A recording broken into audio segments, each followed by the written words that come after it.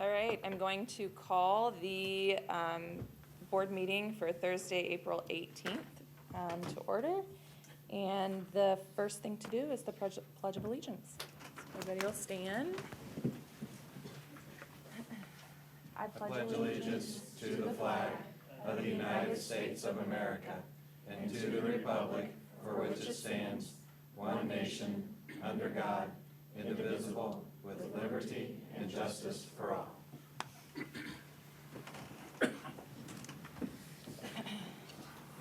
Okay.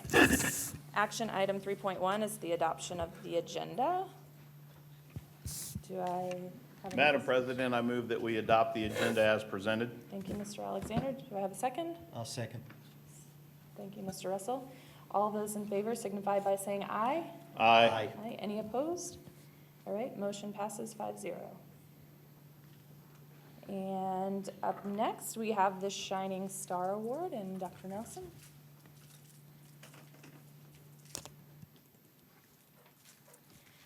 Good evening. I am honored to introduce you to Mr. David Marquez. He is a 6th grade teacher at Middle School North, as well as a coach and Middle School North Teacher of the Year for this year. So last month, he noticed a student who was struggling to breathe, and a student was making the choking action, and Mr. Marquez effectively did the Heimlich maneuver and saved the child's life from choking at school.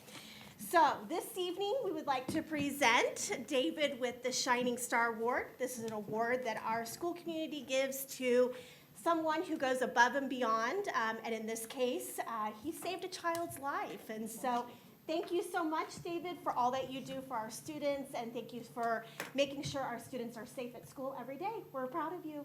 Congratulations.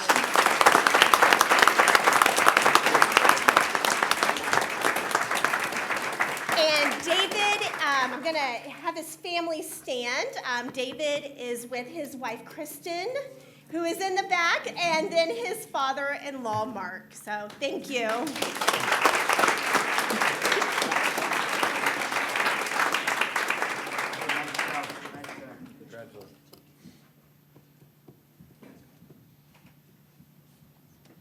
All right, and up next, we have the CG Spotlight, and this month, it's Center Grove High School, so Dr. Henderson.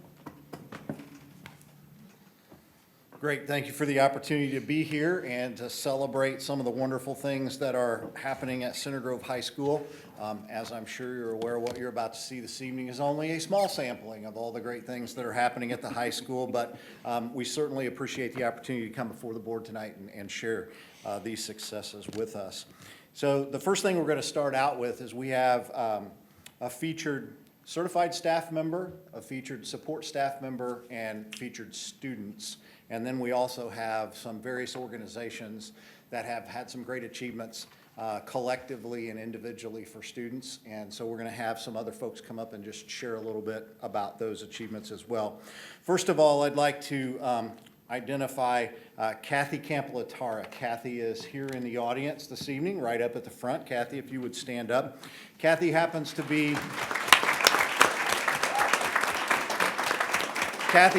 a certified staff member at Center Grove High School in charge of our special education department. She is our special education case conference coordinator and department chair, and is very responsible for not only supervising the department, but ensuring that all of the teachers in the building are well informed about the kinds of services that we provide to students and making sure that we are delivering exceptional educational experiences to lots of our exceptional learners in our building. So we certainly want to take a moment this evening and recognize Kathy for her contributions and hard work at Center Grove High School.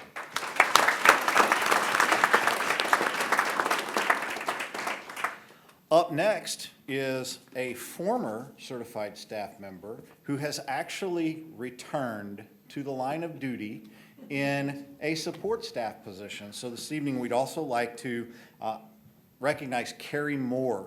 Carrie serves at the high school as an E&L aide. She was a former teacher at the middle school level and came back to the trenches to serve students at Center Grove High School as an aide. So we are extremely grateful that she has brought all of her years of experience and expertise back to the classroom and is supporting our students in our E&L program. So we wanted to take a moment this evening to recognize Carrie.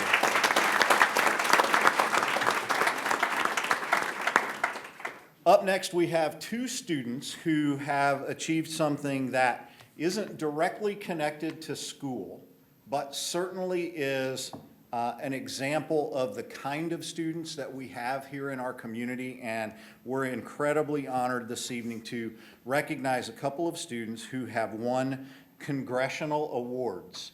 So congressional awards are the highest youth honor that Congress can bestow upon a citizen. And those awards were established to recognize initiative, service, and achievement among young people. So the recipients must set and achieve goals in 4 program areas: voluntary public service, personal development, personal fitness, and expedition and exploration. Each of those program areas has a specific set of criteria that a student needs to work within. Can't be a for-profit business, can't involve proselytizing for a church, can't be something that you're receiving high school credit for or being paid to do. There's lots of criteria associated with each of those program areas. The program's open for all individuals from the ages of 14 up until their 24th birthday. So we have 2 students here who have received congressional awards that we want to recognize for their service to community and their personal development. Those 2 students are Zoe Carpenter and Audrey Boer.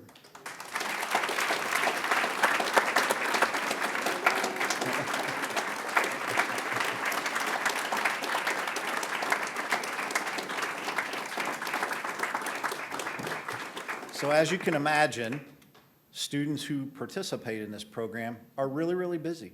So Zoe's not here tonight, but Audrey is. So we certainly want to take a moment to recognize that.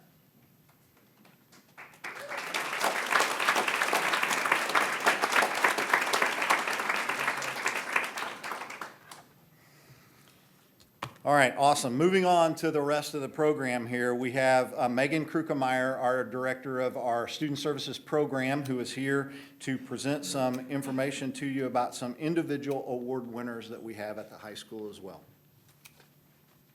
Should I call them out first or just? Sure. Okay. Can I first have Alston Lynn and Nasser Sanwari up here, please?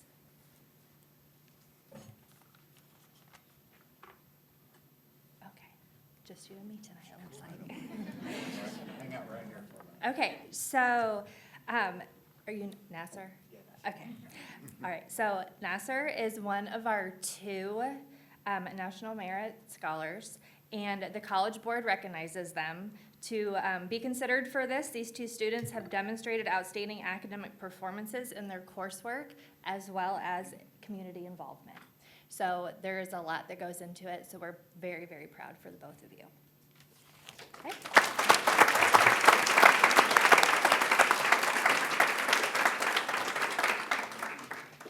Okay, and then can I have Ellen Wen?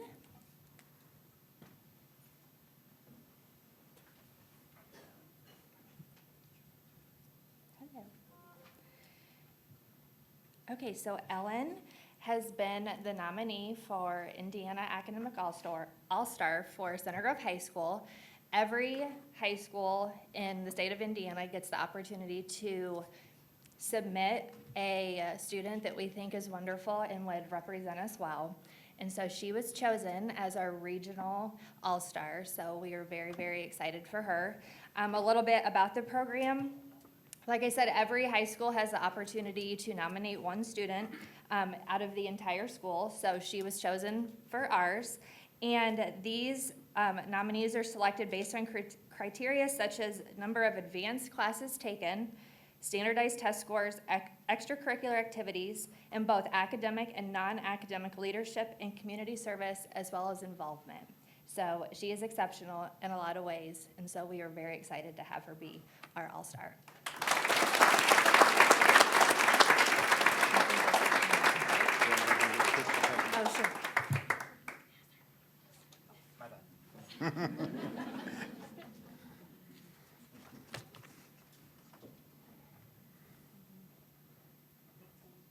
While we're getting that photo taken, I'm going to call Debbie Nolan back up to the podium to talk on behalf of our students with BPA. And I'm going to ask my students to join me. You got your list?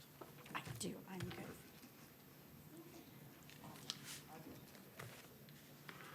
So thank you so much for recognizing Business Professionals of America. This year, we had 9 students that while competing at our state competition are qualified to attend the national competition, which will be in Chicago this year in just a few short weeks in May. These students have shown academic excellence, increased their teamwork skills, and displayed a really strong work ethic. Like many of the other students that we have here tonight, they are involved in multiple activities. So we could not get all 9 here, but I'm very proud of the ones that are here today. So first, I want to introduce Mahindra Mandala. He has been our chapter vice president for 2 years and has been very involved in recruiting new members. He has also ran for and won a state officer position this year. He had to give a speech in front of over 1,400 students at the state competition and run a campaign to win those votes. Next year, he will be our state BPA vice president. Mahindra placed 3rd at state for prepared speech, has qualified for and will be attending nationals in Chicago.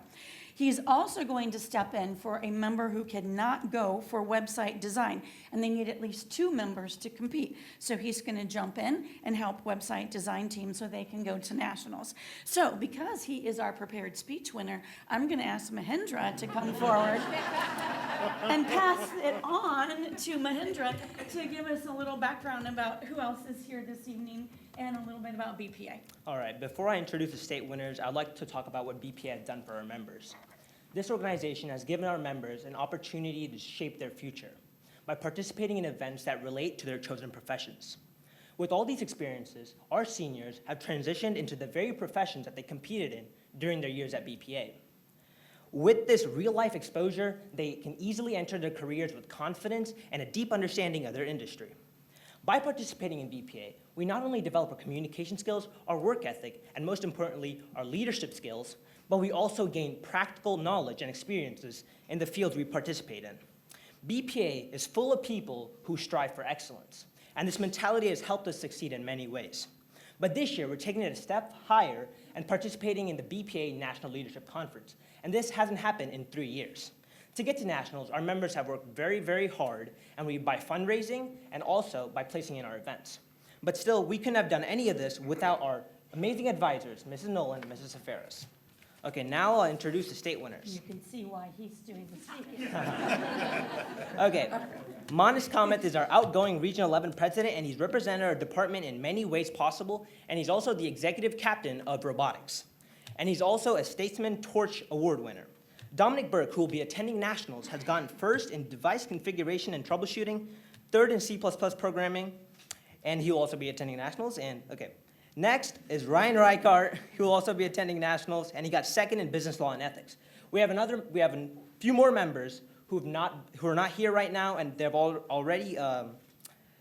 have also qualified for nationals. We got Camille Short, who got 1st in personal financial management. Rupesh Vats, who will also be attending nationals. He got 2nd in fundamentals of web design and 2nd in website design team. We got Daniel Liu, who got 2nd in Java programming. Anuba Majumdar, who also ran for the state office. He got 2nd in website design team. Arav Nair, who will be our Region 11 president next year, and he got 2nd in website design team. And last but not least, Quinn Smith, who got 4th in Python programming. Thank you. Thank you.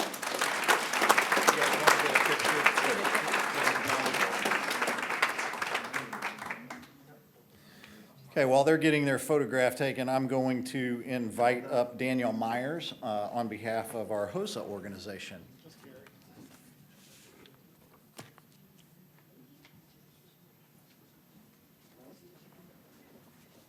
Good evening, everyone. Good evening, school board members. I am beyond thrilled to stand in front of you. I'm actually standing in for the true HOSA advisor, Ms. Andrea Tevan, who could not be here tonight, although she wishes with her whole heart that she could. But we're here to celebrate the incredible achievements of our HOSA chapter for the 2023-2024 Indiana HOSA State Leadership Conference.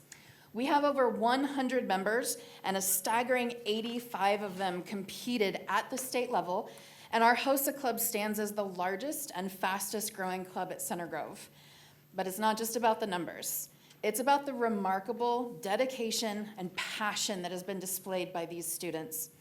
With 15 gold medalists, 14 silver medalists, 7 bronze, 2 Barbara James Award winners, and 45 top 10 finishers across various events, our students have truly exemplified what it means to strive for excellence.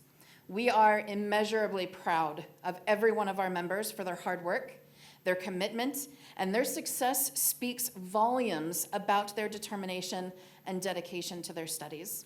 I want to extend a special acknowledgement to Shreya Jain, Lena Safaris, and Sophia Kroll, our president, co-president, and Indiana State Historian.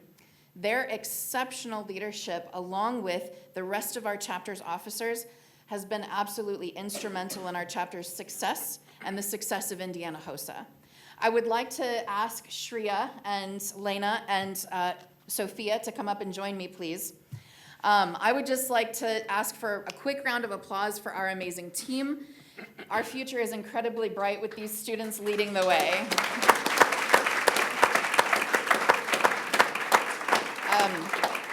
Before I introduce our gold, silver, and bronze medalists, as well as our Barbara James Award winners, I just wanted to invite these two ladies up to share a little bit about what HOSA has meant and has done for them. Thank you. I've been in HOSA for 4 years, and I have loved every single minute of it. Working alongside my peers and alongside Mrs. Tevan and Ms. Myers, I have gained so many connections and have really just explored the world of the medical world, and I'm really excited for what the future holds. So I served as a state officer, so I'll just tell you a little bit about what HOSA is. So HOSA is a student-led organization that's focused on healthcare professions. So we're preparing students to enter the healthcare field. We do a bunch of competitive events where like knowledge events for specific healthcare aspects. We have like job skills where they can actually choose a job, like for example, veterinary science, and then they can compete in events like that. We also have a bunch of educational symposiums where students can learn vast aspects of healthcare because it's truly a large, large field. And so it not only just teaches you to prepare to become a healthcare professional, but it also teaches you to become a leader. I've grown so much through this organization, and serving as a state officer for the past year was an incredible experience for me. I've gotten to meet members from across the state, and just truly grow as a person. So, thank you.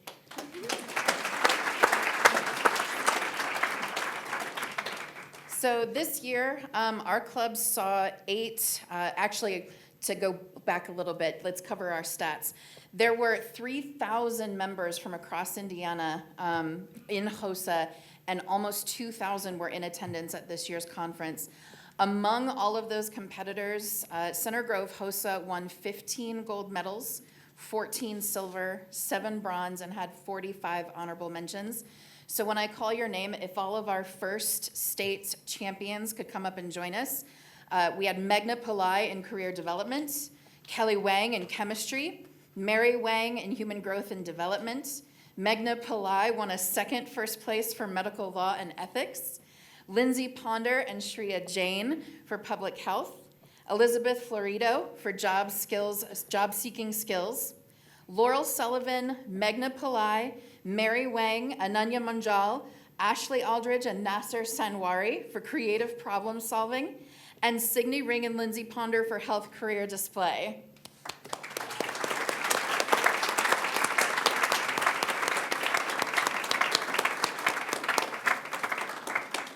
Next, I would like to introduce to you our second state runners-up. We had Mackenzie Nuttall for family medicine, Anya Shrivastava for chemistry, Mary Wang, human heredity, Meghna Pillai for occupational health and safety, Ivy McClimmon for physics, Muhammad Khan for medical math, Kelly Wang, clinical specialty, Zoe Carpenter, extemporaneous writing, Will McCrae, Scarlett Brink, Ivy McLennan, Andra Valletta, Anthony Quadros, and Ethan Zhang for creative problem solving.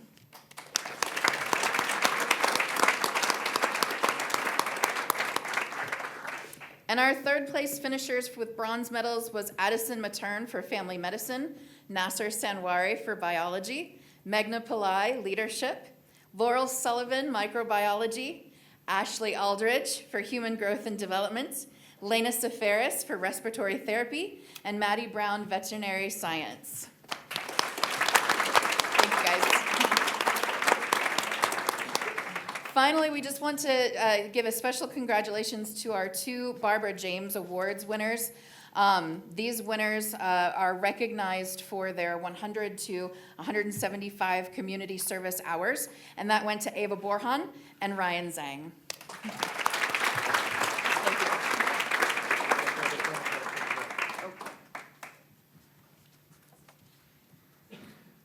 All right, and while they're getting a photograph taken, I'm going to invite Coach Steckmeyer up.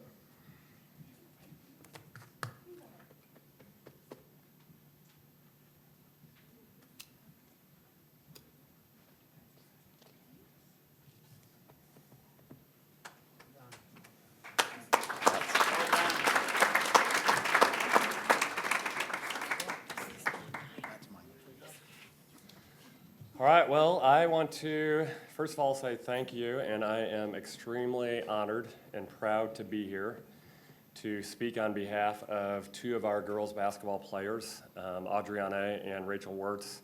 I'll have them stand maybe over to the side over there so you can see them. We are recognizing them tonight for their individual honors of being selected as Indiana All-Stars in the state of Indiana.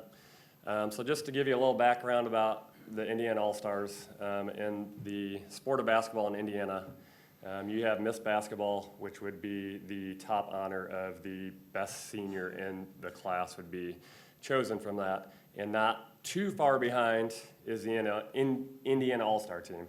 So these 2 were selected for that as 2 of the top 12 players in the state of Indiana. So.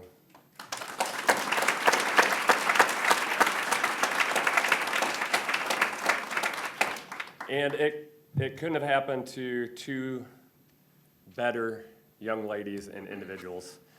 We've talked a lot. I can speak about these 2, but our entire team this year from varsity on down, especially our varsity though, we're just a phenomenal group of girls led by these 2 and some of their other teammates. But they are just a phenomenal representative of what we ask at Center Grove of student athletes. I tell people all the time, girls basketball, I won't say we have it tougher than others as student athletes, but they play on a Tuesday night in Bloomington South, and then they turn around and play in Plainfield on a Thursday and get home at midnight, and these 2 are as strong as students in the classroom and leaders in the community as they are basketball players in the sport and the craft that they so choose. So just an honor to them. Adriana, I'll speak just briefly about her and give you just background of her future plans.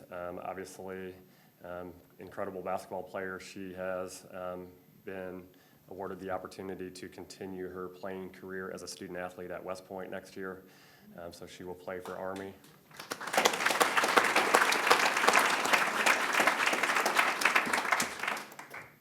If you've ever been to our banquets, I could sit here and talk about these 2 for probably an hour each, so I'll try to keep it short. But just a little bit about Audrey that kind of makes her who she is as a basketball player and as a person. As I've talked about her before, her attention to detail is second to none. She just has an ability to have that detail of the craft of what she's doing that we want everybody to have, and her dedication to that craft day in and day out is just incredible. And that's obviously shined through with the awards and honors that she's gotten, in particularly this one. So Adriana, Rachel Wirtz, our second Indiana All-Star. She will be going to Villanova next year to play and continue her athletic and academic career. So Rachel came to us as a sophomore. She was actually a homeschooled student in the district.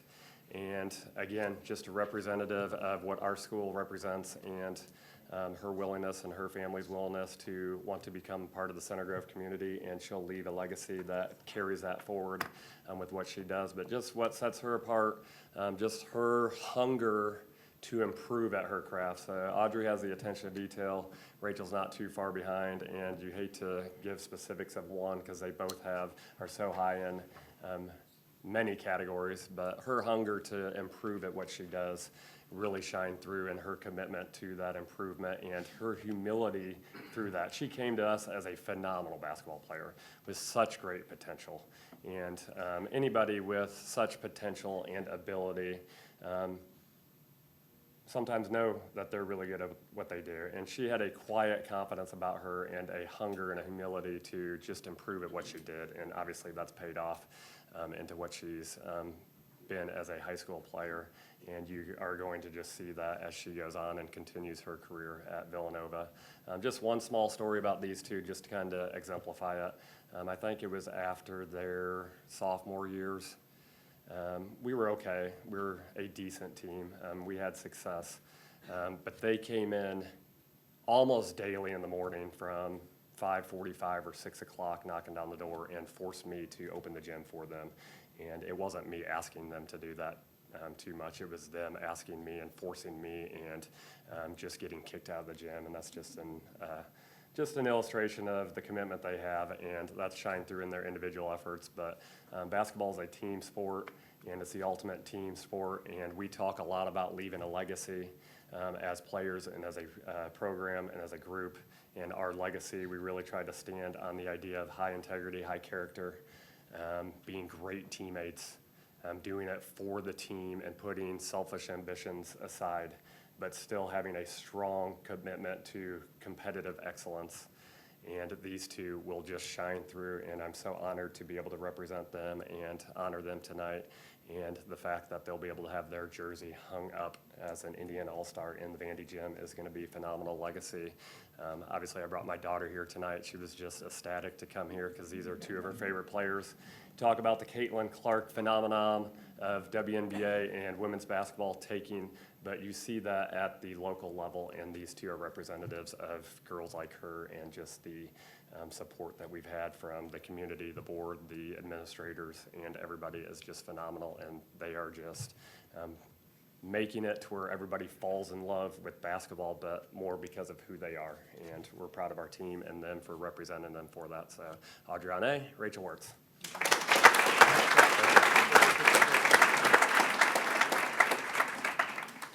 While they're getting their photo taken, I'll invite up Jess Goodman and Alice Thompson.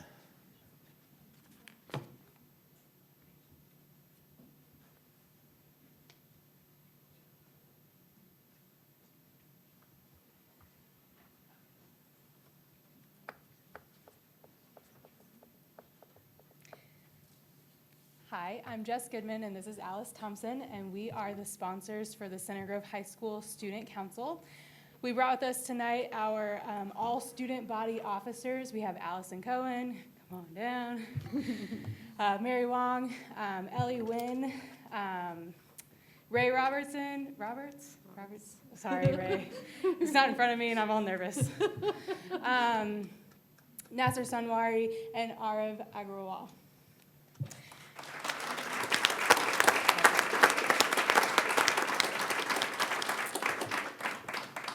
These are our top 6 of 140 students in student council at the high school.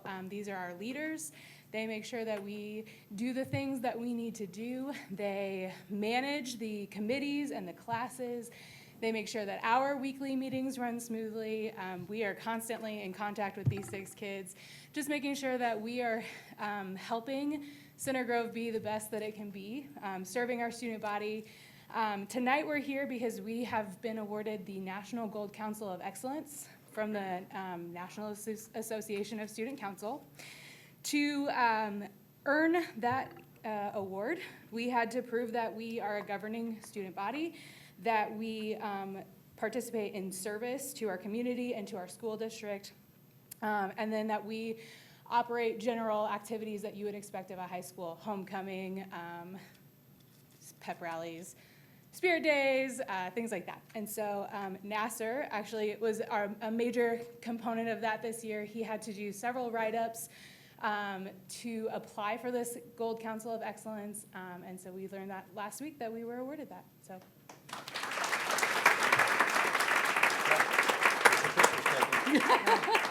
Great.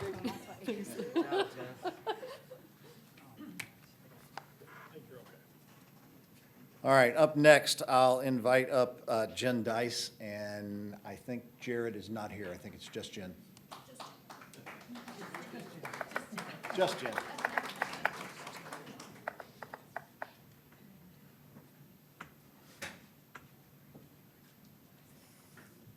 Before I start, Mrs. Goodman over there, she's a former student of mine, so I'm going to brag on her for a moment because she didn't mention this, but we had an all-student body performance, a convocation this past week. We haven't had it since before COVID, and we bring the entire high school into the gymnasium, and they get to watch some of the performing arts groups. We get to award some of the students who are in clubs and activities, and it's amazing to me that we can bring our whole entire student body and they can be fixated on what is happening. And her group put that together and ran the show, and so congratulations on that. It was excellent this past week. But I'm here to talk about choir, so I'm going to do that now. We had a fantastic year at Center of Choirs. We have about 112 students in our 2 varsity show choirs, and these 4 are our company managers, which is just the theater term for president. And instead of bringing the whole crew, we just brought them, and they're going to talk a little bit about who they are, where they're going to school. They're all seniors, and some of the things that they have gained as a part of being a part of the choir program over these past 4 years. Hi, I'm Eli Emmons. I'll be going to the University of Cincinnati next year. I'm going to be discussing leadership. It's something that I've really appreciated being a part of. This is my first year and only year of being a leader in choir, and it's given me a lot of responsibility, and not a lot of people get the opportunity to lead such a big group, and it's putting me in certain situations where I need to think logically and critically, and it just prepares you well for the future on when to be serious and when to have fun and compete, and I've really appreciated being in this position over the year. Hi, my name's Ella Springer. I'm going to Indiana University to study nursing. I'm the counterpart to Eli Emmons, and I think one thing that I've definitely learned, and I think these ladies have also learned, is how to work with others, whether it's like communicating with the students, communicating with your counterpart, or even communicating with directors, because you have to use a different voice with each type of person. So knowing how to change that and kind of change your tone with that is something that I really will apply to life. Thank you. Hi, my name is Lane Foley. Next year I'm going to Purdue University, and I have been in Debs for 3 years, and that has taught me and given me so many things, and one that stands out the most to me are the friendships and bonds that I've created with these ladies, and being the leader of them this year has just given me the position to lead these group of girls and just make connections with each and every one of them. And it is something that I will never forget, being a part of 50-some girls, and everybody wants the best for each other. We all love each other. We've lost and we've won together, and it is something that I might not get again, and I've definitely cherished it over the past 3 years. Hi, my name is Meredith Lynn. I'm the other company manager of the Debtones. I'll be going to the University of Cincinnati to study music education, and I'll be discussing how choir helped with my future goals. So I want to be a show choir director. So I have had many years in leadership in choir, which has provided me opportunities to lead a group. And then I also had the opportunity to cadet teach for Mrs. Dice this year for the accents, which has really helped me prepare for that goal. So, yeah. She's also very humble. She's had like every leadership position you could possibly be. She's been a section leader, a dance captain. She has led, like she said, the accents. She has a group called the Trojanettes that she just started up because, you know, she felt like we needed a counterpart to Shaboom. So she is coming after our jobs for sure.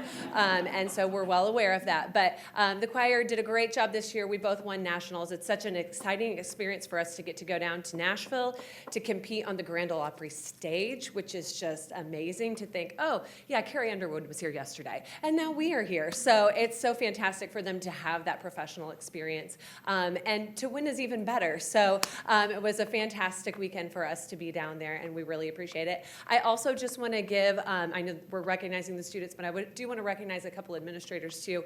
After we had won, we had some personal congratulatory notes from Dr. Long and from Dr. Nelson. I just want to let you know how much we appreciate that. That really means a lot to us, that we know you're thinking about us.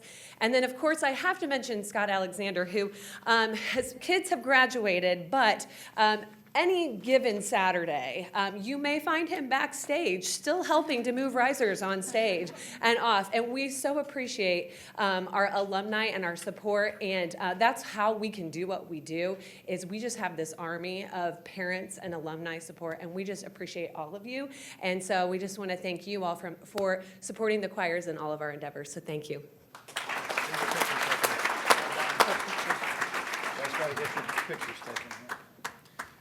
Last but certainly not least, I'm going to invite up Heidi Shackelford to talk about Scholastic Art Awards.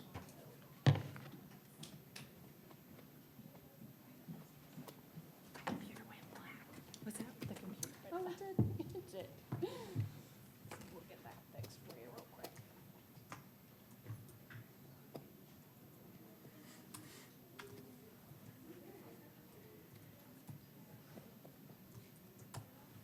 Well, there we go. All right.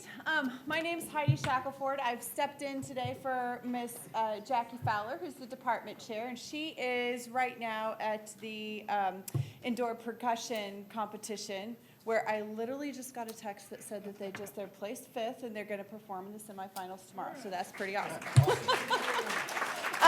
But what I'm here to do today is to celebrate the artists that we entered in the Scholastic Art Competition for this year.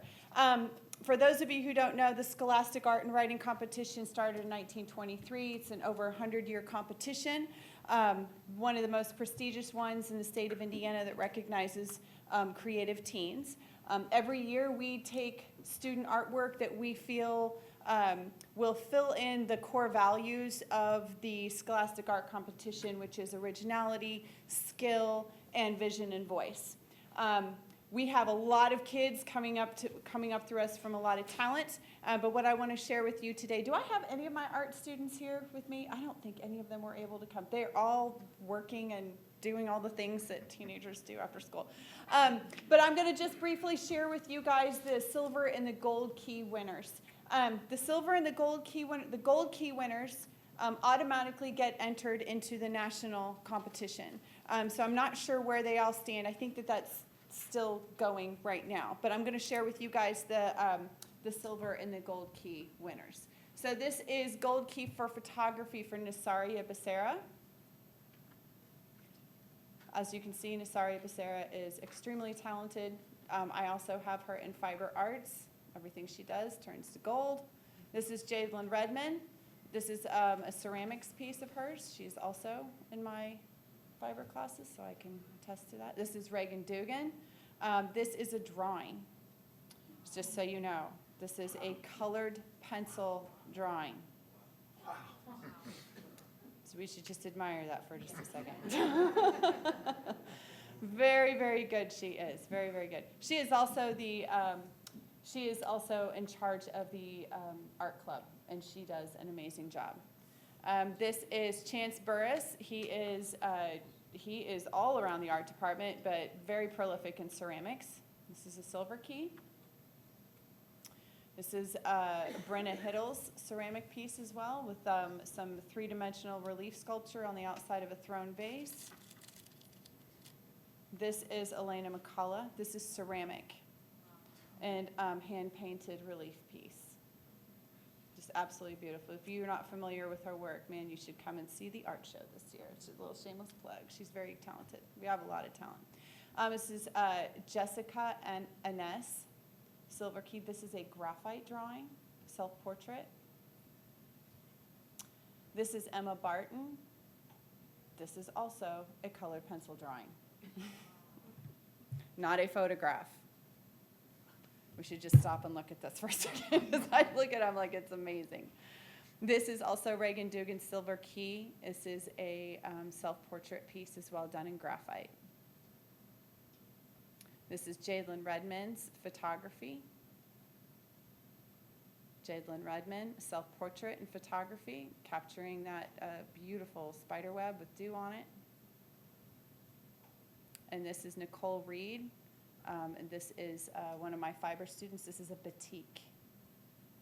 Okay, so it's done with a lot of wax and dye. This is Hannah Terry, photograph or photography. Sophia Jones, this is her digital art, visual communications. She takes with Mr. Jones, the new Mr. Jones. I gotta say the new Mr. Jones. The new Mr. Jones. And what's so funny is they're both R. Jones. Yeah.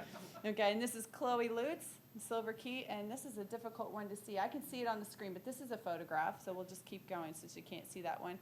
Tommy Hall, this is a Silver Key photograph. And last but not least, I just want to plug the Fine Arts Festival. This is just the tip of the iceberg as far as the kind of talent that we have. If you're not familiar with the Fine Arts Art Festival, it is all of the schools, elementary, all through the high school. It is so impressive, just so stunning to see all of it together.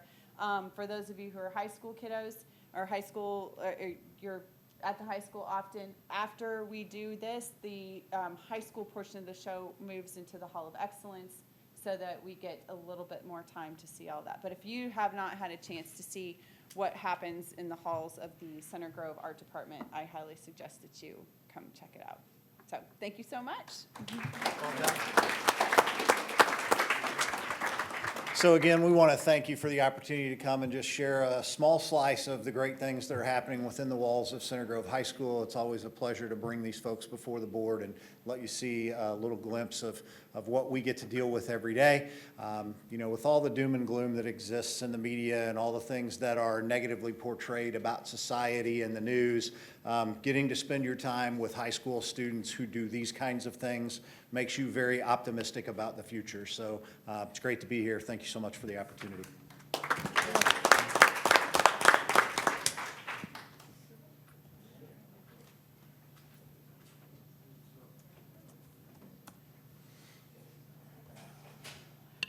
All right, well, next up, we have Jody Veldkamp, actually, who is our Johnson County Public Library representative.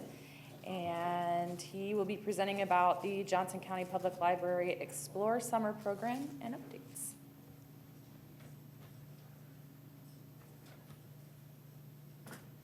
That's a hard act to follow. You know, I thought I did pretty well in high school, but now I'm like, I'm just gonna go hide in the corner for a little while, you know? I don't think it works that great, I don't know. That was a long time ago, I probably forgot all the good stuff, I don't know. But anyway, I'm happy to be here, and as she said, I'm Jody, and I'm with the, actually I know most of the people in this room, and representing the library, which I've been working for 4 years as a marketing and communications manager. And I appreciate the time that you give me to talk about what's going on at the library and our upcoming Explore Summer program. So you have your handouts, which you can look through as we go or follow up with later. Want to look, part of it is the 2023 year in review. And this past year, these are things that I started there May 2020, midst of COVID, the branches were still closed, and 2 weeks after I got there, they opened. So it's been a slow growth back to where we are today, but checked out more than 1.2 million items last year. And if you look at this, that is just not, that's still the majority of that. Books, magazines, 67% of it. We do a lot of digital things, but people still love to hold their book. And so I think that's a great thing about our community, that people are still out there. We've had more than 330,000 people through the doors, which is just another incredible thing. You know, our staff has worked very hard. We work in a lot of different areas. A lot of our people volunteer in various organizations, but we also, the big thing is connecting with the residents throughout the county and connecting with the school districts. And so I appreciate the opportunity to come here. You know, we do more than just books, as people at the library would think. You know, We have hotspots, so students who don't have internet at home can come and borrow a hotspot. We have Wi-Fi in all the branches, and you can sit in the parking lot and use that 24/7. It's available there. You can, if you can't, a lot of people would love to have some streaming things. We've got them with the free with your library card. You can stream movies and books and TV and music.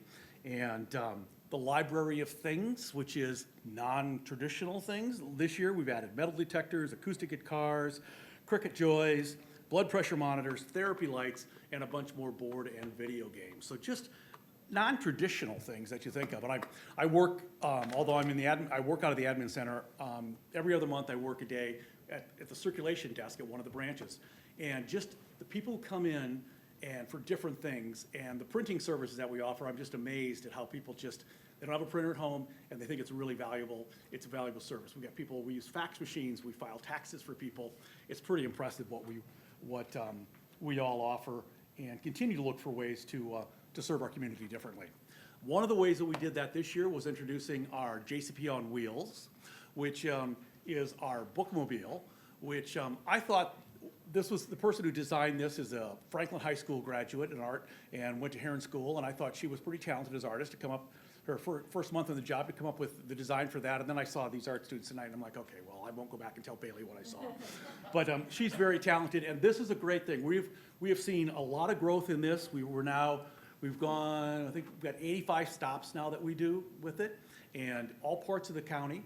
And as the weather gets nicer, nothing like launching it in November, but as the weather's gotten nicer, we've seen attendance grow 242% from February. So we're very happy with the results from that as well. The other thing that we do is programs. Come into the library, what can we do for you, what you can learn, meet other people. And if you look at what we do here, we've had 3,200 programs last year and 74,000 people who attended.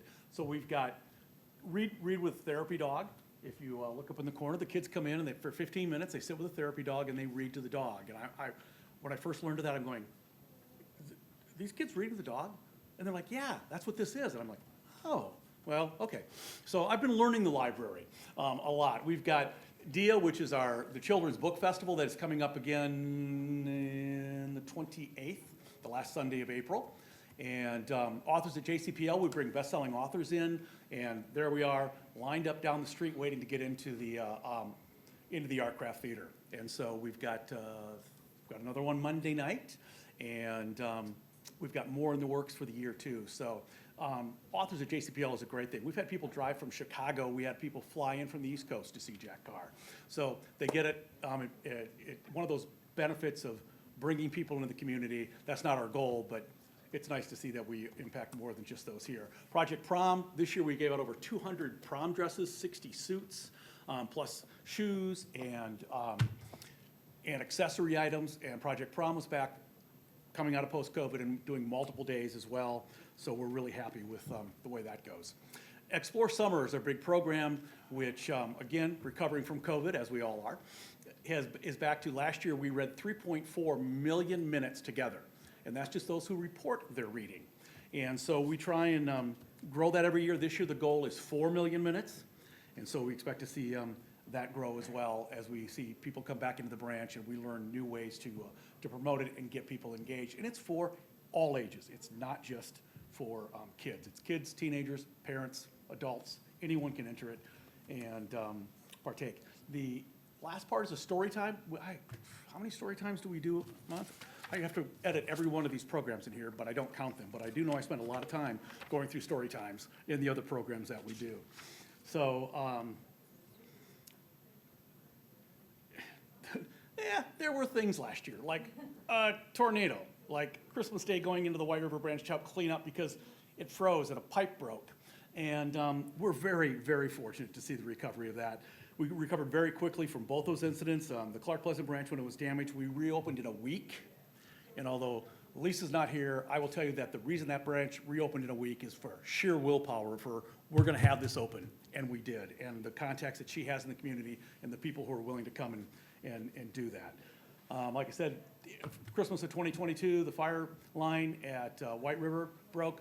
A week later, we were open with that as well. So some things happen that you don't really expect, but you persevere and move on. these are a lot of things that we just do, new things that we do thanks to the community and for the community, is we opened a STEAM exploration walk thanks to the Rotary Clubs of Johnson County, who set it up and donated the money to it. And so up in the left-hand corner, if you go to the Clark Pleasant branch, there's a trail around, a walking trail, and then there are these experience stations along there for kids. There's some flowers that are musical instruments. This is a waterworks where kids can run water down, and you just, on a warm day, they love it. We were also able to bring the first public art sculpture celebrating women in Johnson County to the Clark Pleasant branch. That opened last year. On the lower left is our Mary Prairie Festival, which we hold at the Trafalgar branch, and that is a festival that we usually the first Friday in December, and brings in about 500 to 600 people. So great turnout for those things. Those are the ongoing things that we have. And then the ugliest building in Franklin now is one of the most beautiful buildings in Franklin.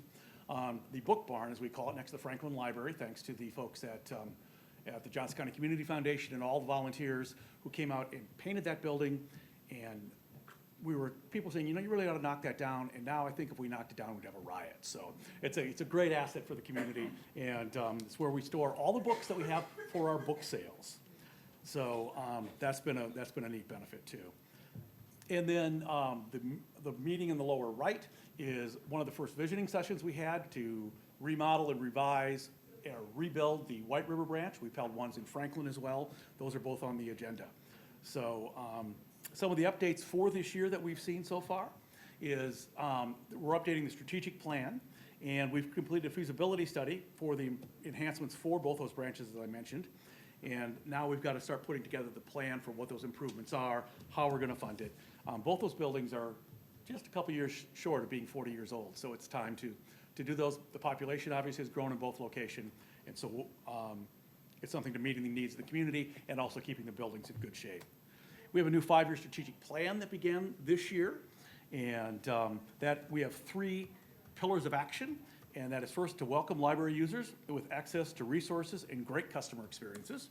The second is to create connections, engage our community, and reach out to residents. So we've actively been saying, what are the things that we haven't had? And that's the bookmobile is part of that. But other ways we can get involved in the community, and the community can use the resources that the library offers. So the third thing is to inspire excitement for our programs, experiences, innovation, and that lands a lot in my department. Is like, okay, we've got all the things going on. How do we tell that story? How do we let people understand that there are really exciting things going on in the library? And I go to almost all of the big events, and it's just amazing the reaction we get from people. And I always look for what's the story. Biggest thing, Space Day was bigger than we thought. On the Eclipse, one of our programmers said, you know what? Everybody's talking about Eclipse. Let's do space. And she remembered in high school or middle school, they brought in a planetarium. So she found out that it still exists, got the planetarium in. First Saturday in March, we put on Space Day at the Armory in Franklin, and had 1,600 people show up, and we thought we might get 800. So it was a crazy busy day, and I think, one of my favorite stories was this grandma told me that she went there with her grandson, and he was 5 years old, and he just was like, we had a demonstration of how Eclipse works, and he goes, oh, I get it now. And then they were walking out, and if you know our library mascot, Bibley, the big green bookworm, walking out, and he goes, Grandma, this was great, and I got to meet an alien. And so we're like, and she's like, that was just so great. And so those are things that, you just don't get to do, and to see the community come out. And, we'd get phone calls. How much does it cost to get in? Or do I have to have a library card? And no, anybody can come out, and that's what we do with those things. And so it's just really great. It was a really great way to kick off the 2024 Eclipse for us. And we also did an incredible number of Eclipse programs in March through April. All branches did. We had 15 educational programs with free Eclipse classes. We worked with our Community Matters team to create an Eclipse safety tip sheet that was distributed in various locations throughout the county. And we just keep looking at more ways to get involved in how do we share information and resources with our community. So we're looking forward to our Explore Summer program, which will be He is highlighted on the cover, but also the details inside. And we thank all the sponsors who make that possible. We give away prizes, and we don't want to be using tax dollars to give prizes to people who read. So we go out in the community, backs us on all those programs as well as the Friends and the Foundation. They also donate to support that program. So if you want to promote that, we would appreciate it if you would promote that to your students, to your family, to your friends, and get them involved in the Explore Summer program. We do kickoff events with wildlife coming in, so we always do some different things with that. We'll celebrate Explore Summer with a foam party, which I didn't know was a thing, so I learned something too.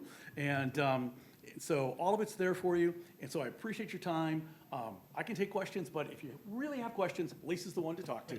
And her phone number is there as well as her email. So thank you for the time.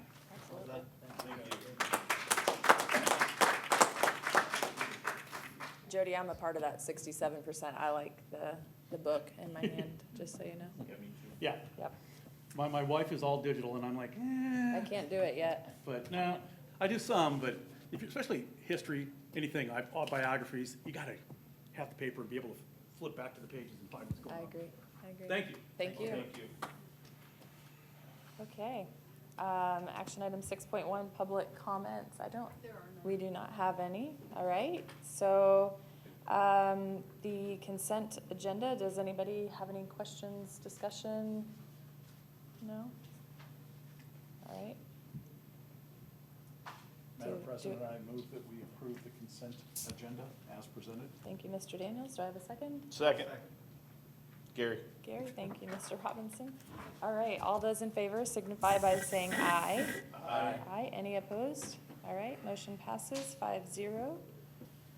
And up next, is the adoption, action item 8.1, adoption of the curricular items. I think, Dr. Taylor, you're presenting that? Yes, thank you, Mrs. Gals. I'm going to call on Ms. Shannon Carroll Fry to join us, and Ms. Marcy Solstack. Shawstack, sorry about that, Marcy. There are directors of elementary and secondary education. Marcy's going to kick us off by sharing some of the elementary textbook recommendations. Good evening. Tonight, I would like to recommend the following elementary textbooks and materials.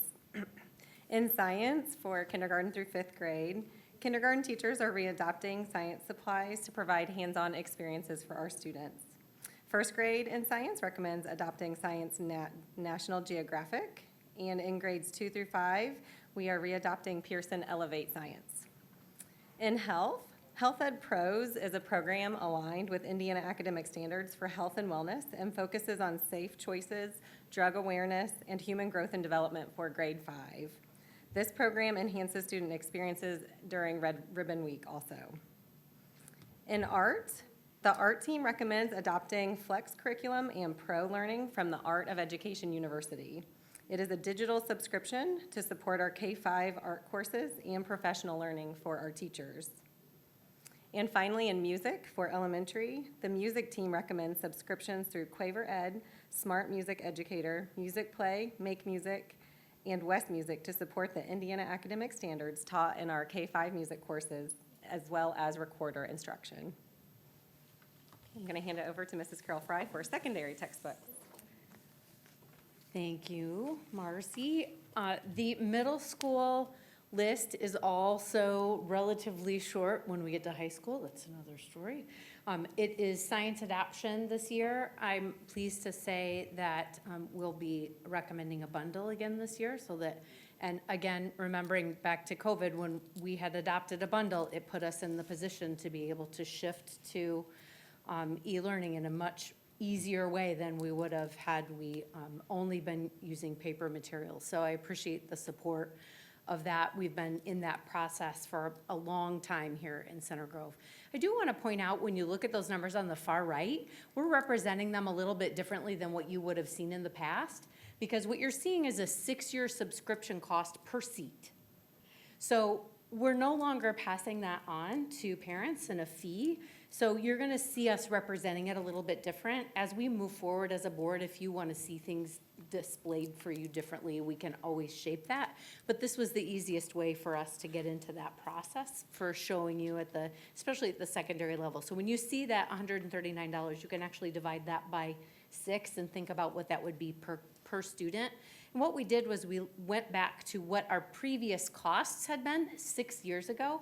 And what you'll find is, with the exception of it being inflation, et cetera, our costs are comparable, if not lower, in situations. Our teachers also do a lot.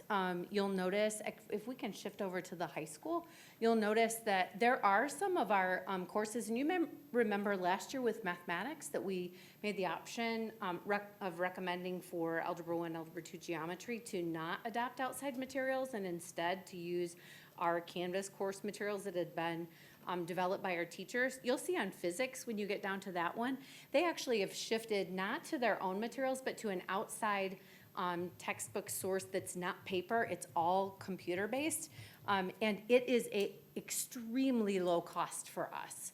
So our teachers are considering all of our options, and we're working to move our costs and keep them as low as possible. I do want to also point out that, as you know, we have a lot of turnover in our profession right now, and we have a lot of new teachers and teachers that are joining us with potentially less training than what they might have come to us in the past.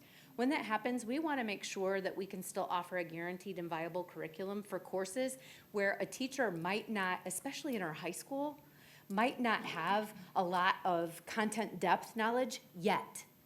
So offering a solid curricular set of materials to our teachers allows them to still have resources of lessons. They can still, if they have a family, they can still go to the baseball game and know that they can pick up those teacher materials that have already been vetted and developed for them and take some shortcuts towards being able to offer high quality instruction in the classroom rather than having to design it completely from scratch when they don't have a lot of experience. So you'll see a balance of recommendations at the high school level, and I'm happy to talk about any of them in particular that you might have questions about. The only other one that might have stood out to you is the officiating course that we'll be able to offer. Some of our other high schools in the region have been able to offer it. We'll be able to offer it this next year. We are not paying for the students to actually take the test to be able to finish that, so they'll have to do that to make their own, but we're able to partner them with an instructor here and help them work through that course. It's a unique offering in terms of the curricular material because that particular vendor allows the students to take that seat with them. So if they want to go back and touch up on rules and regulations, it functions like a consumable. So, and it allows the students to go back and continually get better at that. So these are the offerings for middle school and high school that we are recommending, and I'm happy to field any questions you might have about it. The only other thing that I would say is our process has not changed. We work very hard in to take advantage of the science tech or the textbook caravans that are offered usually the January before the year that we do selection. We then in the first semester have our teachers reach out to any of the vendors that they might choose to want to look at. We vet them then for making sure that they meet criteria that will allow us to not have bias in what we're providing to them, that if ed reports are available for them, we lean into those other rating systems to be able to check those out. Our teachers then pilot in lots of situations once they have those samples, and we also make parents an opportunity to take a look at the materials. I believe it's a 2-week time frame prior to this meeting. By that time, and usually much before, we have the materials that are being recommended out for public review. And if they're an electronic, we have a QR code and allow them to view it that way. So we're happy to answer questions that you might have about the recommended materials for K-12. Well, just clarification, we're still on like a 5-year We're still, yes, we're still functioning on a 6-year cycle. It's been a very long time since the state used to lock us into a 6-year cycle. It's been a very long time since they have done that, but we have followed that for budgetary reasons. Obviously, if we were to just say, oh, everybody gets to adopt, we would have a lot more expenses in that year. So we're still following a 6-year cycle in most situations. If for some reason we have a readopt or we need to wait a little bit longer, and Marcy's had that, might want to speak to that. Sometimes it'll be a shorter period, but if at all possible, we want to try to go for the longest contract and the least expense. I like to hear the term readopt because that means the choice is right in the first place. I you know, appreciate that. On that one. Do we still keep, I actually like books going online for certain reasons, because it's easier for the whole classes to, work with each other.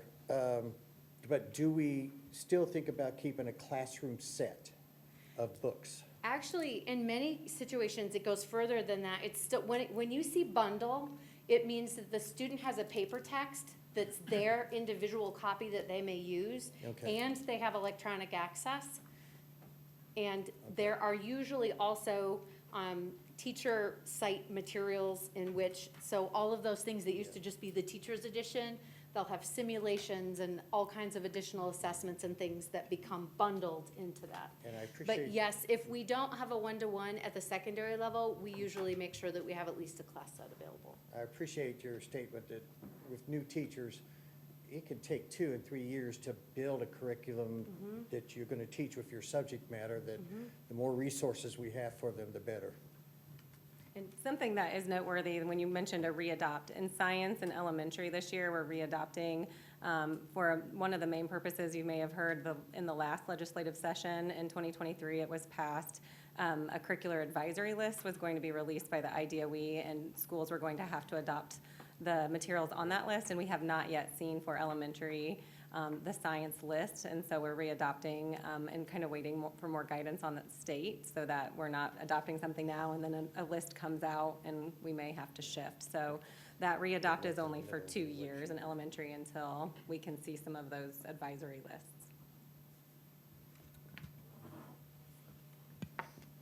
Thank you, Ms. Shostak and Ms. Carol Fry. I'm going to share some information about the financials with textbook rental.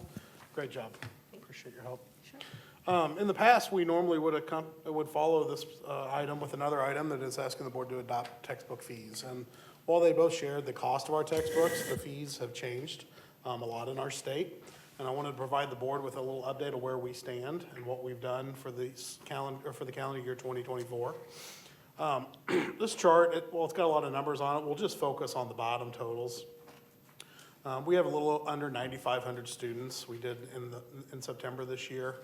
And you can see our average cost for curricular materials was about $380. This includes the fees that we were typically charging parents, plus it includes the cost of the technology that we were providing and the software to manage that technology.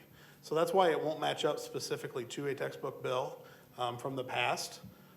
Typically, we would have saw K through 5 closer to that 100 to 150 range, but we had been encumbering another $100 in management software and instructional software on those devices that we were not passing along to parents. And so what we've done here is the state asked us to prepare this report, and we provided our total cost of curricular materials by grade level. You can see that broken out. For Center Grove, and this is our estimates for this current school year, it was $3.5 million. The state set aside a pot of money, $60 million for all students statewide, and simply divided that by the costs that were submitted by the school districts. We submitted every penny we could to get the highest return we could. That number came out to $158.21 per child in Indiana. And you can see how that number times our student count added up, we received about $1.5 million from the state. This left us with a shortfall of $2 million to cover our cost. Again, we were covering some of those costs already through the technology funds, but felt it was prudent to share this. What we weren't covering was, as you can see below, we couldn't just say we were covering $2 million out of our technology costs, and so we actually set aside $850,000 of new revenue last year in our education fund. And our education fund is 98% staff, salaries, and benefits. That $850,000 came out of that pot and was put towards this. And then in addition to that, as part of our reoccurring GO bonds, we have included $1 million in our reoccurring bonds each year to purchase student technology devices so that we can continue to maintain those. Just wanted to call out those numbers. That's why that $2 million shortfall isn't something we're really sweating right now. We did come up with a nice plan to satisfy most of that. And then through some cost reductions and some readoptions and just tightening our processes a little bit, we think we'll be able to live within this budget. We would still advocate that the state increase that allotment. As more and more schools adopt new materials and the cost goes up, that number also needs to go up. And it needs to be tied to some inflationary rates. And so I've probably shared more than you'd like. I'm a little passionate on this area. I am so pleased that our state is providing free textbooks. Indiana was one of the few states left charging parents. That's a real win. Unfortunately, we had to pass that cost off to some other areas that really did hurt last year.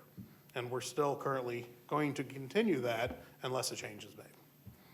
Are we anticipating a similar deduct from the education fund? Yes. in Next year's We budget are as well? currently not planning to reduce that number. We will keep that fixed. Over the years, if we can find some more revenue from the state, or if we find that our costs truly come in under our estimated numbers, we would reduce that number first, and we would reduce the debt number second. Okay, thank you. No, great question. Okay. Any other questions or discussion on the topic? Okay. Do I have a motion? Madam President, I move that we approve the curriculum materials for the 24-25 school year. Thank you, Mr. Alexander. Do I have a second? Second. Thank you, Mr. Russell. All those in favor signify by saying aye. Aye. Any opposed? Motion passes 5-0. And action item 8.2, the Energy Savings Project, and I believe Dr. Long, you're going to. Yes, thank you. Tonight, we're asking the board to approve the second contract with CMTA. As you know, the CMTA is our guaranteed energy savings provider. This contract is for $10,433,628 with a first-year guarantee of $258,220 in utility savings. This contract includes the following projects: the new ground mount solar array shared between Maple Grove Elementary and the Transportation Maintenance Center, and the geothermal HVAC renovation at Maple Grove Elementary. What's the length of time from when they start to work to 10 years, was it? Or- The total or? The buyback period or the completion of the? The completion of the work. to Well, get to the buyback. as you know, last month, we approved the first part of the contract was, which was new solar at Center Grove High School and Center Grove Elementary, controls at Center Grove Middle School North, and the Walnut Grove recommissioning. So they'll have different endings of that. They've started with the Walnut Grove solar project, fixing that. I'm not sure I I've guess what I'm got the asking is, total.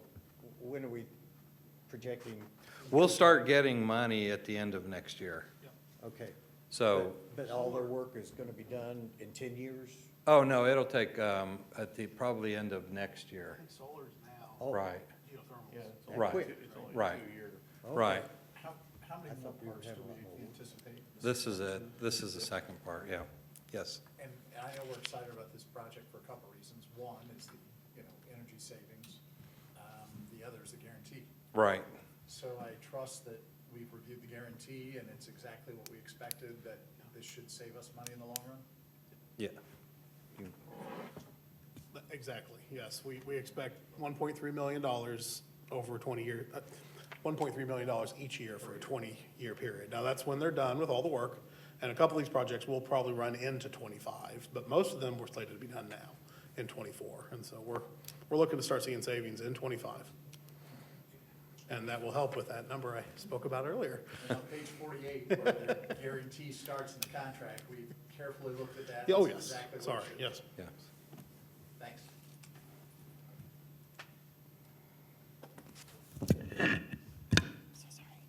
Great. Thank you, Bill. All right, any other discussion? No? Gary? No? All right, do I have a motion? Madam President, I move that we approve the second part of the CMT design build contract as presented. Thank you, Mr. Daniels. Do I have a second? A second. Thank you, Mr. Robinson. All those in favor signify by saying aye. Aye. Aye. Any opposed? No, motion passes 5-0. Thank you. Yeah. Up next, our next executive session will be May 23rd, followed by a regular board meeting starting at 7, also on May 23rd. I guess, does anybody have any board comments? Jack, would you like to start? Just a few things. We had another successful Education Foundation Gala last Saturday night. Ms. Draco did a wonderful job with her board, raising thousands of dollars for teacher grants, which these days comes in very handy. The board recently attended a National School Board Association convention down in New Orleans. We got out of there just before the flood started, so that was good timing on our part. But a lot of good information. The best thing at these conferences is when we get to talk to other school board members from other areas who have similar, challenges like we do, or we learn things from those other school boards. This coming Saturday, and I may need your help, Mrs. Rico, is our softball alumni game. It's kind of bringing back decades of our softball players, and it's 2-3 games, isn't it? So it's part of a larger, Center Grove's playing 2 games. They'll play the 10 o'clock game and the 2 o'clock game. Okay, and we hope to see a lot of our girls back. So, thank you. Nothing this evening. I want to personally thank Jennifer Rakow for the wonderful job she does with the Education Foundation. We're lucky to have her in our community. We're lucky to have everything that she does. Did a great job with the gala again, so thank you for that. Also very impressed with what we saw from the high school here tonight, all the extraordinary kids that we put out and go forth and do great things in the community. So we're lucky to be here, all of us. Let's, keep Center Grove great. Yeah, I'd also like to thank Jennifer. I had a great time at the gala. I'm also excited, my kids are still young, so I have one going into high school next year and I have one going into middle school, so I think it's excellent to see all of the opportunities and things that our kids get to do. And I will tell you that I had to push my soon-to-be high schooler out of her comfort zone a little bit, but I told her, I was like, you are not going to be a follower, you are going to be a leader, and you are going to do things out of your comfort zone. So anyway, I'm excited to see what she accomplishes in high school. So I just appreciate and am very grateful for everything that we saw tonight, because I just think it shows how wonderful our community is, and I think we need to talk about that more. Great night. From the Shining Star, Mr. Marquez, I know he's gone, but fantastic teacher, coach, and what he did, all the way to all the academics, and seeing a lot of former students to girls basketball, and a #1 ranked team that almost did it, to have 2 go to Villanova and Army. And then the art department, wow, every time I go to that, that's amazing. And my youngest daughter's learned to love art by going to Center Grove High School. Now she's an art teacher in the Washington Township School District. And then the last thing for me is, Mrs. McCracken and Mr. Poor, I appreciate you guys being here. I really do, because you bring insight, and you're good for our community. We like you to come. We like your thoughts. So that's it for me. Okay. So just a reminder for the board, on April 23rd is our ambassador graduation here in the boardroom. You're all invited. It's at 8 o'clock a.m. Yes. Yeah. And one additional item that we wanted to talk about or just announce, I guess, we've decided to enter into contract negotiations with Dr. Long to retain him as our permanent superintendent. So I just wanted to, thank you for everything that you've done so far, and we look forward to the next steps. So Thank you. anyway. Thanks. All right. Well earned. Thank you. All right, and with that, I will close the meeting.